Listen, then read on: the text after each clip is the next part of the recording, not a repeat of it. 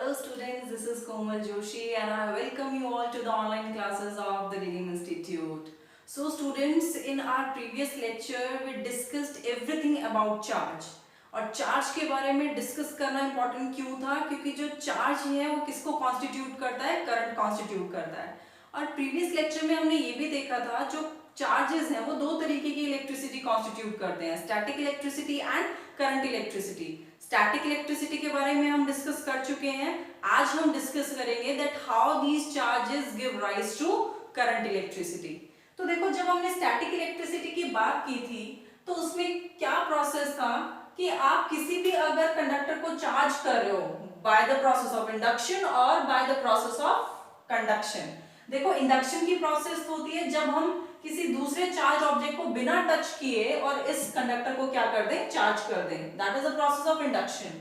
But conduction की process क्या होती है? जब आप इस दूसरे चार्ज, अगर सपोज ये पॉजिटिवली चार्ज है और इसको आप टच करो इस कंडक्टर से, तो इसका जो पॉजिटिव चार्ज है वो ट्रांसफर होगा किसको? इस कंडक्टर को।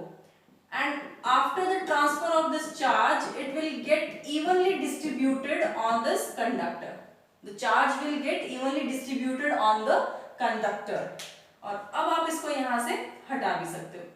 तो देखो, ये जो चार्ज है it moved only for a short span, बहुत ही छोटे से टाइम के लिए ये क्या हुआ? मूव हुआ। और जैसे ही ये इवनली डिस्ट्रीब्यूट हो गया उसके बाद इसने मूव करना बंद कर दिया। ऐसा जो चार्ज होता है या इतना जो मूवमेंट होता है चार्ज का, वो किसको बनाता है? Static electricity. It give rise to static electricity.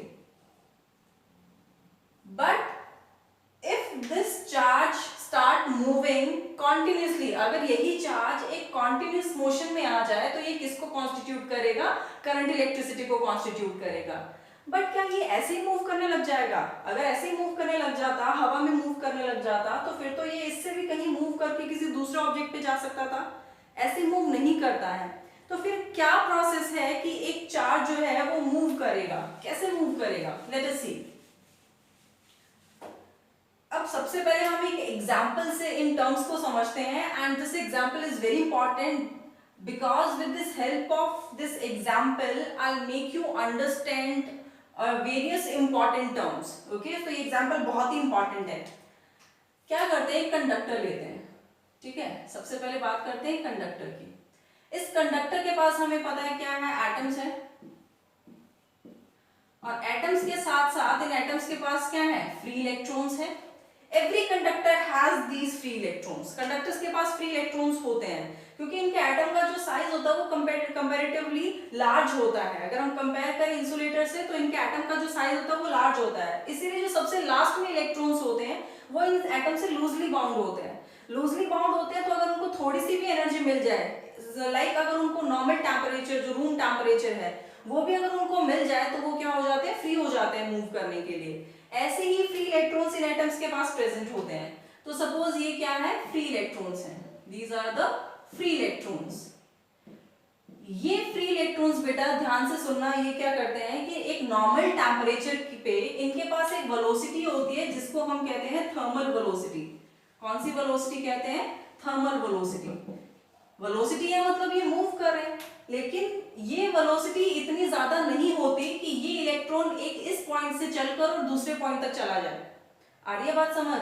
This thermal velocity is not enough to take this electron from this point to another point. So these electrons in a particular region, एक छोटे से reason में ये क्या करते रहते हैं? Move करते रहते हैं। या फिर आप कह सकते हो एक तरीके से वाइब्रेट करते रहते हैं। काफी रैपिड मोशन होता है इनका। तो ये अपने अपने एरिया में मोशन करते रहते हैं। सपोज ये इलेक्ट्रॉन्स इस डायरेक्शन में मूव कर रहा है, ऐसे मूव कर रहा है, यहाँ मूव कर रहा है, यहाँ मूव कर रहा है। और ये जो थर्मल वेलोसिटी है ये हर डायरेक्शन में होती है। ऐसे कोई पर्टिकुलर डायरेक्शन नहीं कि ये इलेक्ट्रॉन यही मूव करेगा। This electron can go here, can hear, कहीं भी जा सकता है ये electron. So they have the thermal velocities in all possible direction. क्या याद रखना है आपको? एक that electrons have thermal velocities in all possible directions, in all possible direction।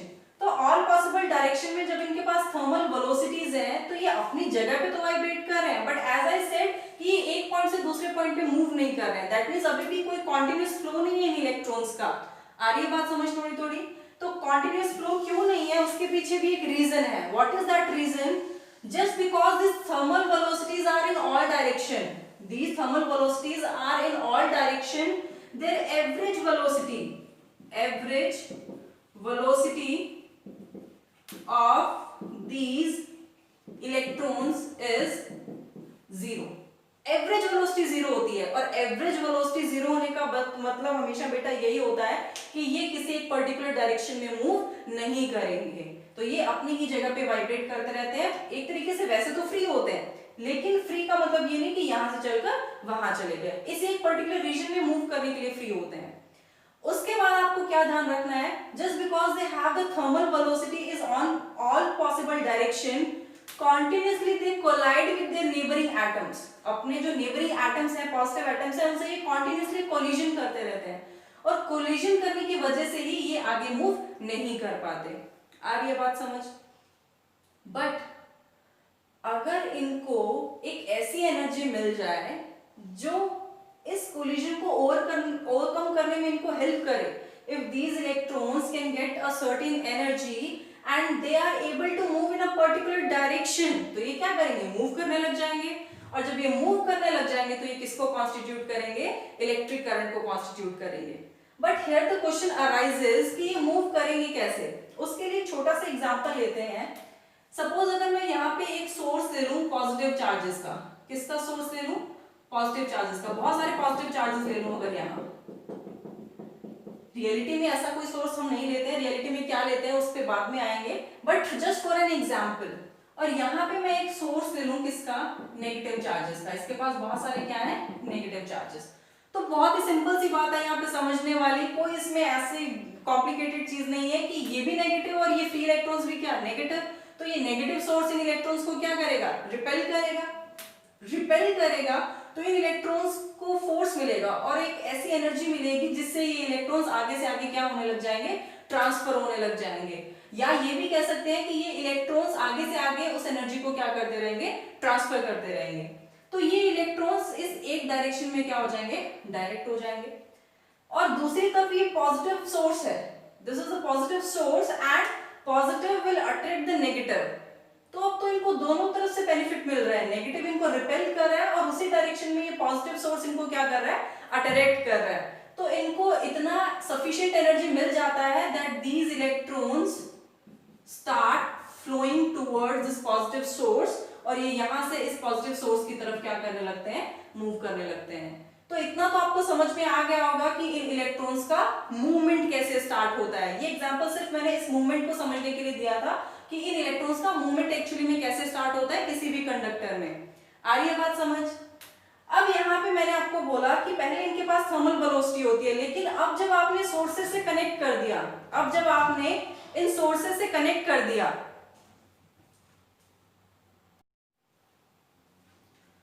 but after providing these sources, as these electrons have started moving, that means they have acquired a certain velocity in a particular direction। अब इनके पास कोई ना कोई एक दूसरी velocity है, एक certain velocity है, जिस वेलोसिटी से ये इस पर्टिकुलर डायरेक्शन में एक कॉन्टिन्यूस मोशन में आ गए।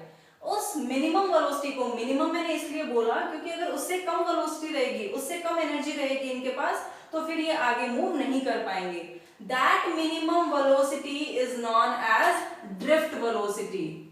drift velocity।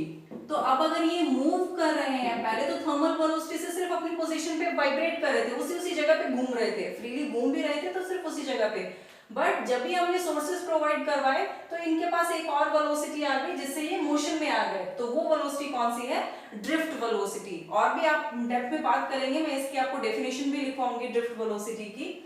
So now these electrons can overcome the collisions with the neighboring atoms, and after overcoming that collisions they can easily move। But ऐसे कोई रियलिटी में सोर्सेस होते नहीं है। रियलिटी में फिर क्या होता है जिसकी हेल्प से इलेक्ट्रॉन्स मूव करते हैं? In that case we use a battery. क्या यूज करते हैं हम? एक बैटरी यूज करते हैं। तो अब हम एक्चुअली में देख लेते हैं कि जो करंट है वो कैसे बनता है। और बैटरी आपको पता ही है कैसे बनती है। अगर आप कोई भी एक इलेक्ट्रोलाइट ले लेते हो, तो सपोज आपने PbSO4 लिया है और 2 एनोड्स है आपके पास उस सेल के अंदर, तो पॉजिटिव और नेगेटिव दोनों आयंस बनते हैं, मूव भी करते हैं, एक तरफ पॉजिटिव कलेक्ट हो जाते हैं, एक तरफ नेगेटिव कलेक्ट हो जाते हैं। तो जहां पे पॉजिटिव कनेक्ट होते हैं वो पॉजिटिव टर्मिनल बन जाता है सेल का, और जहां पे नेगेटिव कलेक्ट होते हैं वो नेगेटिव टर्मिनल बन जाता है। इस तरीके से एक बैटरी का फॉर्मेशन होता है। तो हम क्या करेंगे, एक बैटरी लेंगे, we have taken a battery, ठीक है। इस बैटरी के पास पॉजिटिव और नेगेटिव दोनों टर्मिनल्स हैं।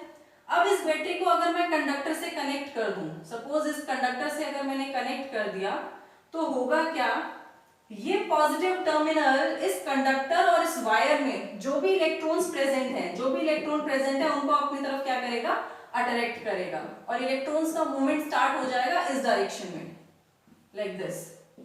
इलेक्ट्रॉन्स ऐसे मूव करेंगे, और ये जो नेगेटिव टर्मिनल है ये इन इलेक्ट्रॉन्स को क्या कर रहा है, रिपेल करने का काम कर रहा है। सो electrons will move in a particular direction, और जिस डायरेक्शन में इलेक्ट्रॉन मूव करते हैं, ध्यान से सुनना, जिस डायरेक्शन में इलेक्ट्रॉन मूव करते हैं उस डायरेक्शन में चार्ज फ्लो कर रहा है। इलेक्ट्रॉन्स मूव कर रहे हैं मतलब चार्ज फ्लो कर रहा है, और चार्ज फ्लो कर रहा है मतलब एनर्जी ट्रांसफर हो रही है। इसको हम इलेक्ट्रिकल एनर्जी कहते हैं। ये एनर्जी एक इलेक्ट्रॉन से दूसरे इलेक्ट्रॉन को क्या हो रही है, ट्रांसफर हो रही है। या हम ये भी कह सकते हैं कि इस पॉइंट से इस पॉइंट तक एनर्जी क्या हो रही है, ट्रांसफर हो रही है। So this motion of free electrons, motion of free electrons or movement of free electrons is simply the electric current। ये क्या है, इलेक्ट्रिक करंट है। तो जिस डायरेक्शन में इलेक्ट्रॉन्स मूव करते हैं उस डायरेक्शन में बनता है इलेक्ट्रॉनिक करंट। कौन सा बनता है, इलेक्ट्रॉनिक करंट। बट बेटा जो कन्वेंशनल डायरेक्शन है करंट की, जो कन्वेंशनल डायरेक्शन है जो हम लेके चलते हैं, आगे आप एक लाइन भी पढ़ोगे, that the direction of current is always opposite to the flow of electrons. तो जो कन्वेंशनल करंट है, कन्वेंशनल करंट, उसकी जो डायरेक्शन होती है वो जस्ट इसके ऑपोजिट होती है। ये अगर इलेक्ट्रॉन उस डायरेक्शन में मूव कर रहे हैं तो जो करंट है वो इस डायरेक्शन में मूव करेगा। तो जो करंट की डायरेक्शन होगी वो क्या होगी, जस्ट इलेक्ट्रॉन के मोशन के ऑपोजिट। ऐसा क्यों होता है, क्योंकि अगर मैं इस कंडक्टर के अलावा बाकी एग्जांपल्स लूं, जैसे इलेक्ट्रोलाइट्स का एग्जांपल लूं, मैंने अभी आपको बताया सेल कैसे बनता है, तो उसका एग्जांपल लूं तो मैंने कहा पॉजिटिव नेगेटिव दोनों आयंस मूव करते हैं। और अगर मैं गैसेस की बात करूं, जब गैसेस आयोनाइज होती हैं, अगर हम उनसे जो हाई इलेक्ट्रोमैग्नेटिक रेज हैं उनको अगर पास करवाएं तो गैसेस जो है आयोनाइज हो जाती हैं। आयोनाइज होने के बाद उनमें भी पॉजिटिव और नेगेटिव दोनों आयंस क्या करते हैं, मूव करते हैं। उनके केसेस में जो करंट की डायरेक्शन है वो पॉजिटिव आयंस की डायरेक्शन में ली जाती है। उसी बेसिस पे कंडक्टर्स के लिए जो करंट की डायरेक्शन है कन्वेंशनल करंट की, वो किसकी डायरेक्शन में ली गई है, इलेक्ट्रॉन्स के ऑपोजिट डायरेक्शन में। क्यों ली गई है, क्योंकि ऐसा माना जा सकता है, माना क्या जा सकता है, ऐसा होता है। देखो ये इलेक्ट्रॉन्स मूव कर रहे हैं, सपोज इस डायरेक्शन में क्या कर रहे हैं, इलेक्ट्रॉन्स मूव कर रहे हैं, तो बेटा जितना इफेक्ट इलेक्ट्रॉन्स के इस डायरेक्शन में मूव करने पे आएगा वैसा ही कुछ इफेक्ट अगर पॉजिटिव आयंस मूव करते या पॉजिटिव चार्जेस मूव करते ऑपोजिट डायरेक्शन में, तो सेम वैसा ही इफेक्ट आता। सपोज इलेक्ट्रॉन्स इधर मूव कर रहे हैं तो -1 कूलम चार्ज सपोज फ्लो कर रहा है, कितना कर रहा है, -1 कूलम चार्ज फ्लो कर रहा है इस डायरेक्शन में, तो उतना ही +1 कूलम चार्ज ऑपोजिट डायरेक्शन में भी तो फ्लो कर रहा है, तो सेम इफेक्ट आता है, सेम इफेक्ट आता है। इसीलिए हम उसके बेसिस पे भी कह सकते हैं कि जो करंट की डायरेक्शन है वो पॉजिटिव चार्जेस की डायरेक्शन में है, क्योंकि हम सिर्फ कंडक्टर के लिए डायरेक्शन चेंज नहीं कर सकते, नेगेटिव की डायरेक्शन में नहीं ले सकते। इलेक्ट्रोलाइट्स में, गैसेस में, इन सब में जो करंट की डायरेक्शन है वो पॉजिटिव चार्जेस की डायरेक्शन में होती है।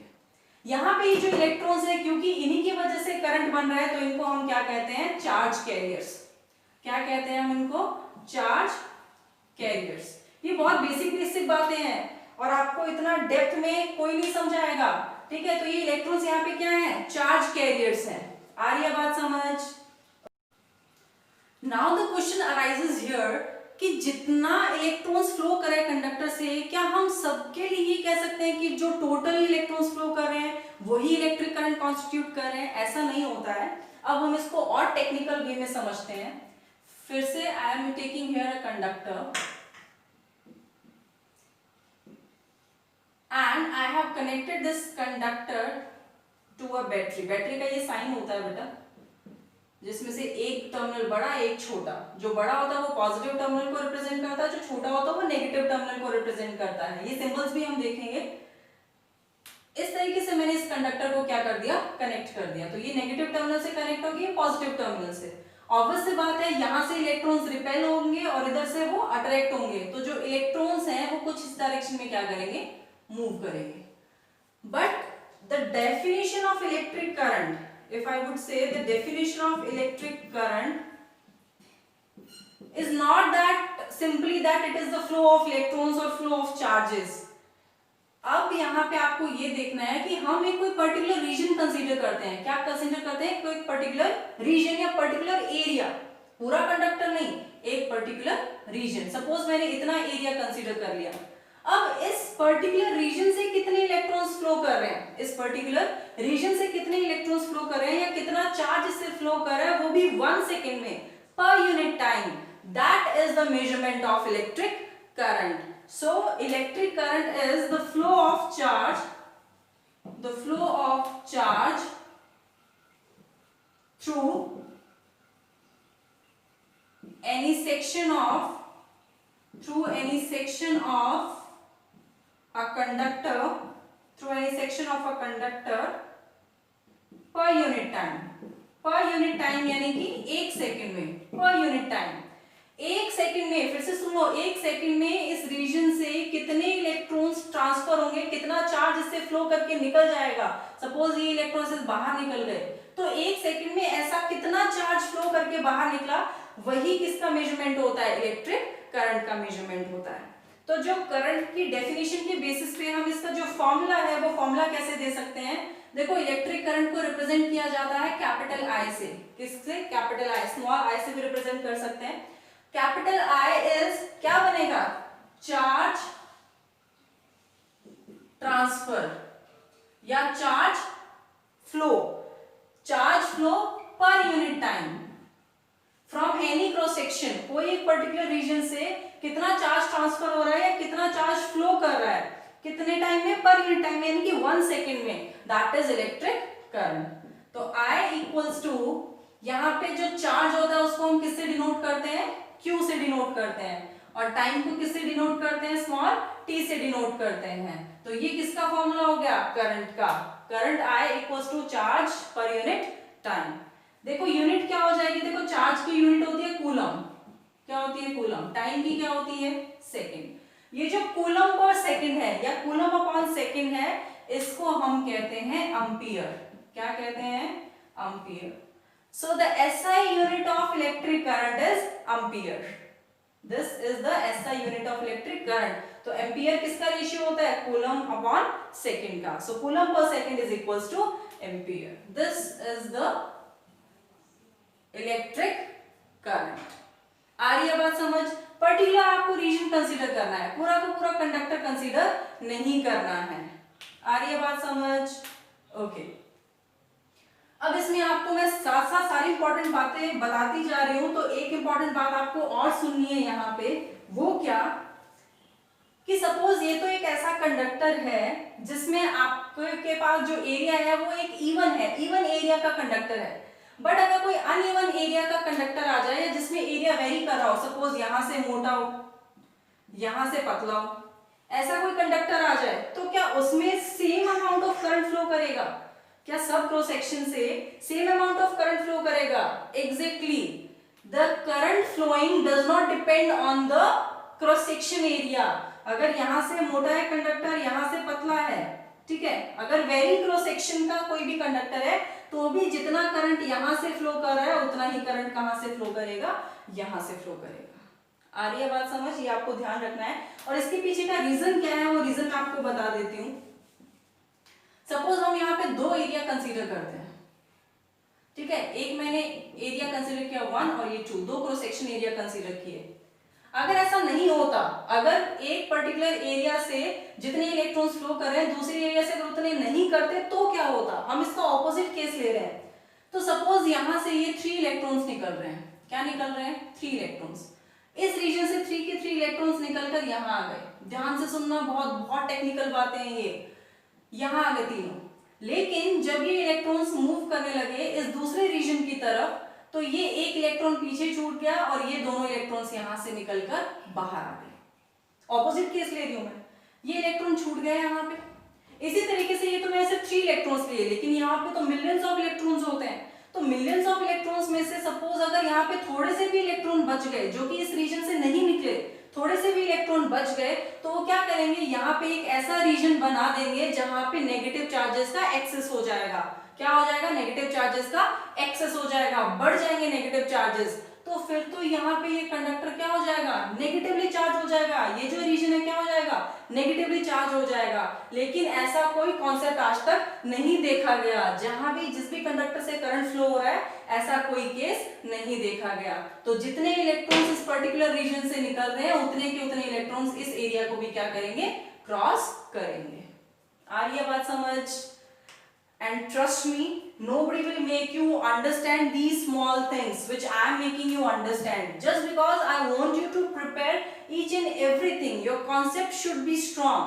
That is only my purpose. You should start loving the physics. आपको फिजिक्स से इतना ज्यादा पैशनेट हो जाने चाहिए फिजिक्स को लेकर, दैट कोई बस आइडिया ही ना रहे। आ रही है बात समझ?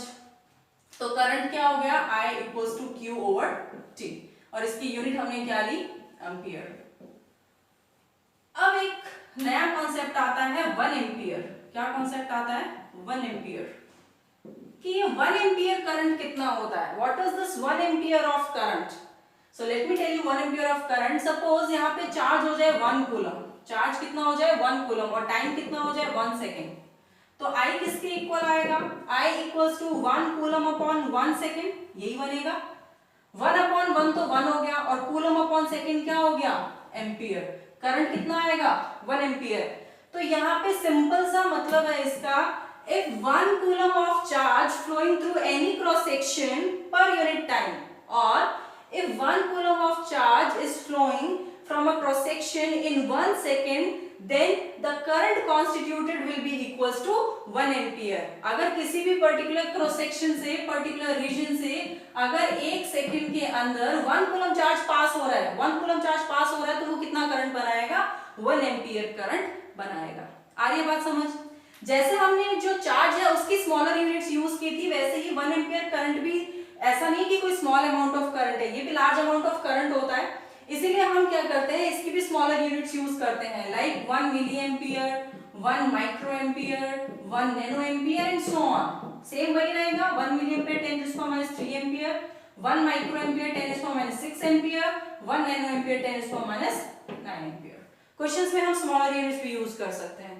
आ रही है बात समझ? आई होप बहुत अच्छे से आपको समझ में आ रहा है। अब देखो हमने करंट का ये फॉर्मूला तो पढ़ लिया, I equals to Q over T। Q किसके इक्वल होता है, by quantization of charge, Q equals to N into E, वो भी तो पुट कर सकते हैं यहाँ पे। तो करंट का एक और फॉर्मूला निकल के आ जाएगा, क्या, I equals to NE over D। ये फॉर्मूला भी आपको याद रखना है, क्योंकि अभी हम एग्जांपल्स करेंगे उसमें आपके ये फॉर्मूला भी यूज होगा। यूनिट क्या हो जाएगी, ampere. Clear? Okay, now let us solve 2 और 3 एग्जांपल्स। तो आपको करंट के कॉन्सेप्ट के साथ साथ करंट के कॉन्सेप्ट को अप्लाई कैसे करना है इन द न्यूमेरिकल्स, वो भी आपको बहुत अच्छे से क्लियर हो जाएगा। और आज का ये लेक्चर आपको इतना ज्यादा इस चैप्टर के लिए पैशनेट कर देगा कि आप सोचोगे कि आगे का टॉपिक क्या है और आगे क्या पढ़ना है। Okay, here is the question. बहुत ही सबसे सिंपल क्वेश्चन है इस कॉन्सेप्ट का। क्वेश्चन क्या है, a total charge of 400 coulomb, और पता है क्या है, हमेशा सिंपल टू कॉम्प्लेक्स की तरफ मूव किया जाता है। जो एक पैडागॉजी होती है वो भी क्या कहती है, you have to move from simple to complex. तो हम भी पहले इजी एग्जांपल सॉल्व करेंगे, फिर हम टफ एग्जांपल्स भी सॉल्व करेंगे। एंड ट्रस्ट मी, आप विद 12th अगर मेरे लेक्चर्स आप कंटिन्यू देख रहे हो तो विद 12th इजीली आप IIT नीट जेईई क्रैक कर जाओगे, जो भी आपका ड्रीम है। ठीक है, a total change of a total charge of 400 coulomb. कितना चार्ज? 400 कूलम। साथ साथ डेटा लिख लिया करो, जो गिवन डेटा है। न्यूमेरिकल को सॉल्व करने का सबसे सिंपल वे है कि जो जो डेटा दे रखा है सबसे पहले वो डेटा लिख लो, गिवन डेटा। तो चार्ज कितना दे रखा है? 400 coulomb. Flows past a given cross section, कोई भी एक कंडक्टर है उसकी क्रॉस सेक्शन। देखो बेटा क्रॉस सेक्शन क्या होता है वो भी मैं बता देती हूँ। देखो ये एक सिलिंड्रिकल शेप का मार्कर है, ठीक है। तो इसका ये जो एरिया होता है इसको क्रॉस सेक्शनल एरिया कहते हैं। तो ये इसका जो एक वर्टिकल पार्ट होता है ना, कि इसको कहीं से भी काट दो तो जो वर्टिकल पार्ट होगा, सपोज ये इसका वर्टिकल पार्ट जो ये पूरा प्लेन पार्ट, ठीक है, ये सिलिंड्रिकल नहीं, ये प्लेन पार्ट, इसका क्रॉस सेक्शन होता है। तो इसी किसी क्रॉस सेक्शन से जो चार्ज है वो 400 कूलम फ्लो कर रहा है इन 30 सेकेंड्स। वाह भाई वाह, टाइम भी दे दिया हमें। तो टाइम कितना दे दिया? 30 seconds. What is the value of current? मजा नहीं आया क्वेश्चन देख के। कितना दे रहा, क्या पूछा है? करंट पूछा है, पता है हमें। तो current equals to charge upon time. क्या आएगी वैल्यू?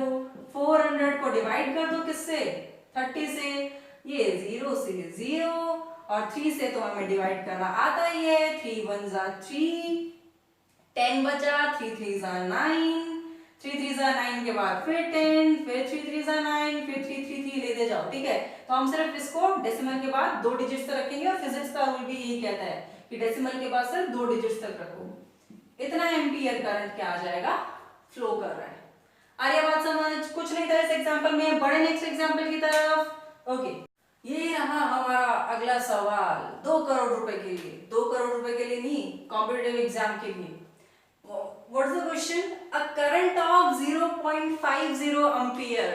क्या वैल्यू दे रखी है? किसकी दे रखी है? करंट की। 0.50 एम्पियर या फिर 0.5 ampere is passing through a CuSO4 solution. किसके सॉल्यूशन से पास करे? CuSO4, ठीक है। How many Cu++ ions?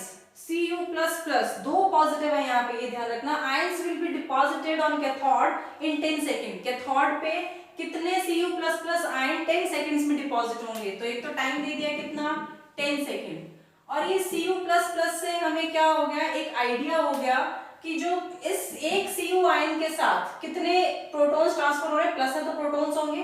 कितने हो रहे हैं? नंबर ऑफ प्रोटॉन्स कितने जा रहे हैं?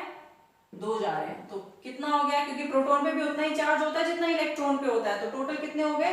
2e। अब हमसे पूछा क्या है? नंबर ऑफ Cu++ आयंस पूछा है, n की वैल्यू पूछी है। तो देखो I दे रखा है, T दे रखा है, n की वैल्यू पूछी है। तो सिंपल सी बात है, कैसे सॉल्व करेंगे इसको? I इक्वल्स टू हमें पता है किसके इक्वल होता है? Q/T के इक्वल होता है। और I इक्वल्स टू ये किसके इक्वल होता है? Q equals to NE divided by T, इसके इक्वल होता है। हमें n की वैल्यू चाहिए तो फॉर्मूला को कन्वर्ट कर दो। n किसके इक्वल आ जाएगा? I into T divided by 2e। क्योंकि यहाँ पे ये टोटल कितने हैं? एक साथ कितने जा रहे हैं? 2 जा रहे हैं, 2 प्रोटॉन जा रहे हैं एक साथ, तो कितना हो जाएगा? 2e। आ रही है बात समझ? यहाँ भी 2e कर सकते थे, इंटू 2e ये भी कर सकते थे, क्योंकि एक साथ कितना चार्ज जा रहा है? डबल जा रहा है ना, 2 है तो डबल जा रहा है। सॉल्व करें इसको। I की वैल्यू कितनी? 0.50 इनटू टाइम कितना? 10 सेकेंड डिवाइडेड बाय 2 इंटू एक इलेक्ट्रॉन या एक प्रोटॉन पे चार्ज कितना? 1.6 इंटू 10⁻⁻19। आ रही है बात समझ? इस 19 को एज इट इज ऊपर ले जाओ और इस पूरी टर्म को क्या कर लो? सॉल्व कर लो। तो देखो ये 0.5 और 1.6, ये डेसिमल से डेसिमल तो क्या हो जाएगा? हट जाएगा। यहाँ 10⁻19 है, इसको आप 20 भी कर सकते हो, पावर 1 है तो एक पावर उसमें ऐड भी कर सकते हो। इसको अगर सॉल्व करते हैं आप, सॉल्व करके कैलकुलेशन करके वैल्यू निकाल सकते हो। इसकी वैल्यू आएगी 1.5625 इंटू 10⁻19। इतने जो है 1.5625 इंटू 10⁻19 जो आयंस है वो कैथोड पे क्या होंगे? डिपॉजिट होंगे। कितने टाइम में? 10 सेकेंड्स में। आ रही है बात समझ? ओके, बड़े नेक्स्ट एग्जांपल की तरफ। So here is our next question. A wire etched onto a computer chip, एक कंप्यूटर चिप पे एक वायर लगा हुआ है that carries a current of 0.000000, तो ज्यादा ही जीरो नहीं है, इतना एम्पियर करंट। तो I कितना दे रखा है 0.000000, कितनी है 1 2 3 4 5 6 7 4 एम्पियर। इतना करंट क्या हो रहा है उसमें फ्लो कर रहा है इन 1.8 मिली सेकेंड। टाइम कितना दे रखा है 1.8 मिली सेकेंड। घबराने की जरूरत नहीं है, हमें पता है मिली कितना होता है 10⁻³ तो ये 1.8 इंटू 10⁻³ सेकेंड्स हो गया। पूछा क्या है how many electrons flow past a point on the wire, किसी इस वायर पे एक पॉइंट से कितने इलेक्ट्रॉन्स क्या होंगे ट्रांसफर होंगे। तो n की वैल्यू पूछी है I इक्वल्स टू, सॉल्व करते हैं, सीधा सॉल्व भी करना, समझने वाली तो कोई बात ही नहीं है, फॉर्मूला हमें पता ही है। I इक्वल्स टू क्या होता है NE/T, यही होता है फॉर्मूला। n की वैल्यू निकालनी है तो n किसके इक्वल आ जाएगा I into T divided by E, इसके इक्वल आ जाएगा। अब देखो I की वैल्यू इसको थोड़ा सा सिंप्लीफाई कर लेते हैं ना, सिंप्लीफाई करते हैं। देखो डेसिमल के बाद कितने जीरो है 1 2 3 4 5 6 7 जीरो और 2 ये डिजिट, तो टोटल कितने हुए 9 हुए ना। 7 इंटू 9, डेसिमल हटा दो नीचे उतने ही क्या आ जाएंगे पावर आ जाएंगे, तो ये बन जाएगा 41/10⁻⁹ ये सिर्फ करंट की वैल्यू। इनटू टाइम कितना 1.8 इंटू 10⁻⁻³ इतने सेकेंड्स, और यहाँ पे चार्ज ऑन 1 इलेक्ट्रॉन कितना 1.6 इंटू 10⁻⁻⁹ आ रही है बात समझ। और आगे सॉल्व करें तो देखो इस डेसिमल से ये डेसिमल हटा दो, यहाँ देखो 10⁻⁻⁹ और -19, तो ये -10 तो ऐसे ही हो गया, -10 ही बचा ना, +9 -9 हटा दो, -10 पावर -10 ऊपर जाएगी तो +10, +10 में से 3 पावर हटा दो तो 41 इंटू 18/16 इंटू +10 में से -3 पावर हटा दो तो कितनी बची +7, 10⁻⁷। अब हमें इसको सॉल्व करना है, सॉल्व कर लेते हैं 9/8। और भी अगर आप इसको, अब देखो बेसिक जो बेटा कैलकुलेशन है उसमें हम यहाँ पे टाइम वेस्ट करें कोई मतलब वाली बात नहीं बनती, आप इसमें बेसिक कैलकुलेशन सॉल्व कर सकते हो। इसकी जो वैल्यू आएगी वो आपके पास आएगी 4.61 इंटू 10⁻⁸। इतने इलेक्ट्रॉन्स क्या करेंगे उससे पॉइंट से फ्लो करेंगे। आ रही है बात समझ। अच्छा एक चीज मैंने मिस कर दी कि जो करंट है हम हर चीज को मेजर करते हैं, मेजरिंग डिवाइस भी होता है किसी न किसी चीज के लिए, जैसे लेंथ मेजर करते हैं तो स्केल की हेल्प से करते हैं, उसी तरीके से करंट को जो मेजर करने के लिए डिवाइस होता है वो होता है अमीटर। क्या होता है ammeter. Ammeter is a device which measures the current in a circuit, किसी भी सर्किट में करंट को मेजर करता है कौन अमीटर। दूसरी बात आपको ये याद रखनी है that current is a scalar quantity. Scalar ऐसी क्वांटिटीज होती हैं जिनके पास सिर्फ मैग्नीट्यूड होता है डायरेक्शन नहीं होती, बट आप कहोगे करंट की तो डायरेक्शन भी है करंट के पास डायरेक्शन भी है मैग्नीट्यूड भी है, फिर भी ये वेक्टर क्वांटिटी नहीं है, ये स्केलर क्वांटिटी है। क्यों? क्योंकि ये वेक्टर एडिशन के जो लॉज है उसको फॉलो नहीं करती, वो आप आगे बढ़ोगे 11th में, ठीक है। So current is a scalar quantity. I hope आज का लेक्चर आप लोगों को पसंद आया होगा। I think you have enjoyed the lecture. So if you have enjoyed this, hit the subscribe button for the regular notification and for the regular lectures. Stay tuned because अगर आपके अंदर continuity है तो आप बहुत अच्छे से किसी भी एग्जाम को क्रैक कर सकते हो, क्योंकि आपने हर चीज को बहुत अच्छे से पढ़ा है। And keep practicing. Your hard work matters a lot. Okay? All the best.